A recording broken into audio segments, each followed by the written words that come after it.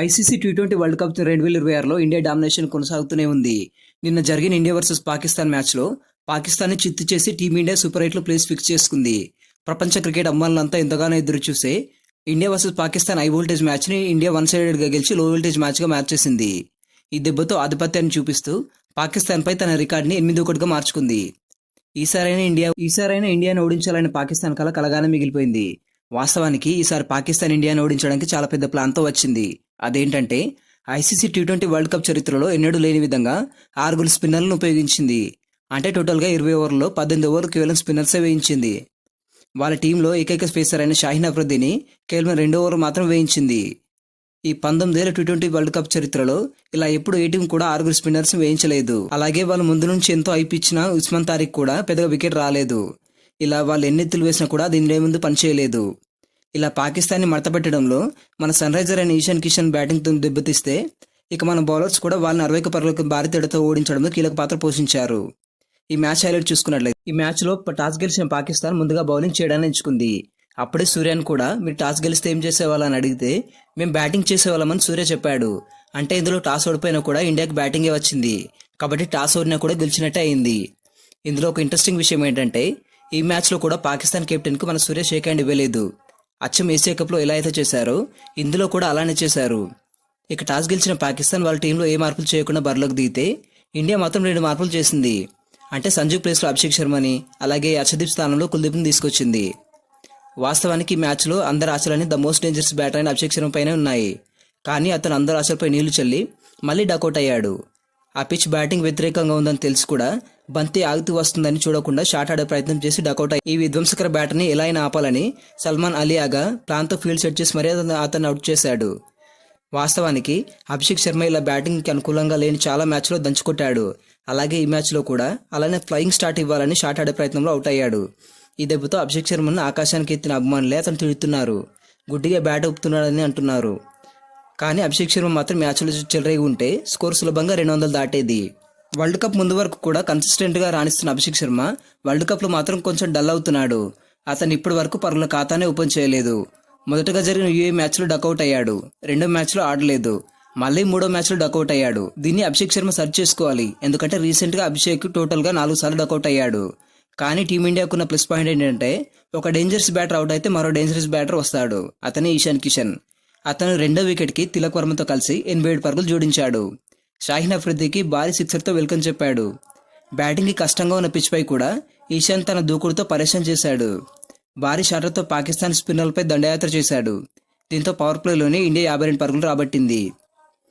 ఇక అబ్రార్ అహ్మద్ బౌలింగ్లో వరుసగా 3 బౌండర్లు బాది 27 బంతుల్లోనే హాఫ్ సెంచరీ బాధేశాడు. టోటల్గా ఈ మ్యాచ్లో ఈశాన్ 77 పరుగులతో టాప్ స్కోరర్గా నిలిచాడు. ఈ పరుగులతో ఈశాన్ కిషన్ 19 ఏళ్ల తర్వాత ఒక సరికొత్త రికార్డ్ అయితే క్రియేట్ చేశాడు. ఇంతకీ అదేంటంటే ఐసీసీ టీ20 వరల్డ్ కప్ 2027 ఫైనల్ తర్వాత పాకిస్తాన్పై హాఫ్ సెంచరీ చేసిన తొలి భారత ఓపెనర్గా ఈశాన్ కిషన్ రికార్డ్ క్రియేట్ చేశాడు. ఈ మ్యాచ్లో 40 బంతుల్లో 77 పరుగులు చేయడం వల్లే ఈశాన్ కిషన్కి రికార్డ్ సాధ్యమైంది. గత 19 ఏళ్లలో ఏ ఇండియన్ ఓపెనర్ కూడా పాకిస్తాన్పై టీ20 వరల్డ్ కప్లో హాఫ్ సెంచరీ చేయలేదు. అలా చివరిసారిగా 2007లో ఒక్కడు మాత్రమే ఆ టీంపై హాఫ్ సెంచరీ చేశాడు. అతనే కోచ్ గౌతమ్ గంభీర్. అతను మాత్రమే చివరిసారిగా పాకిస్తాన్పై 75 పరుగులు చేస్తే ఈశాన్ కిషన్ ఇప్పుడు ఆ రికార్డుని బ్రేక్ చేశాడు. ఇక ఈశాన్ కిషన్ అవుట్ అవ్వగానే కెప్టెన్ సూర్య కూడా 29 బంతులు 32 పరుగులు చేసి మంచి పర్ఫార్మెన్స్ ఇచ్చాడు. కానీ లాస్ట్ ఇయర్ ఏషియా కప్ ఫైనల్లో పాకిస్తాన్ని చావుదెబ్బ కొట్టిన తిలక్ వర్మ మాత్రం స్లోగా రాణించి 25 బంతుల్లో 24 పరుగులు మాత్రమే చేశాడు. అలాగే ఇందులో పాకిస్తాన్తో మ్యాచ్ అనగానే ఊగిపోయే హార్దిక్ పాండ్యా కూడా ఇందులో డకౌట్ అయ్యాడు. అలాగే స్పిన్నర్లను చీల్చి చెండాడే శివం దుబే కూడా ఉన్నంతసేపు మంచిగానే రాణించాడు. 17 బంతుల్లో 3 బౌండర్లు ఒక సిక్సర్తో 27 పరుగులు చేసి మళ్ళీ ఈ మ్యాచ్లో కూడా రన్అట్ అయ్యాడు. ఇక చివరి ఓవర్లో ఫినిషర్గా వచ్చిన రింకీ సింగ్ అదిరిపోయి ఎండ్ కార్డ్ వేశాడు. 4 బంతుల్లో ఒక బౌండరీ ఒక సిక్సర్తో 11 పరుగులు చేశాడు. టోటల్గా ఇండియా 20 ఓవర్లో 7 వికెట్లు కోల్పోయి 175 పరుగులు చేసింది.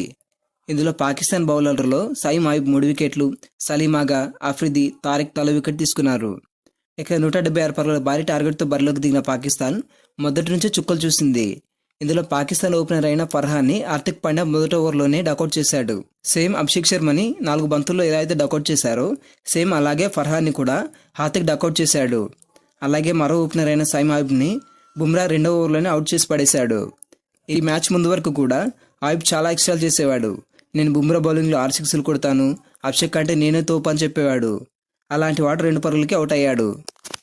ఇక అదే ఓవర్లో సలీం ఆగా కూడా బుమ్రా వేసే రాకెట్ లాంటి బంతులకి అవుట్ అవ్వక తప్పలేదు. దీంతో 2వ ఓవర్లోనే పాకిస్తాన్ 3 వికెట్ కోల్పోయింది.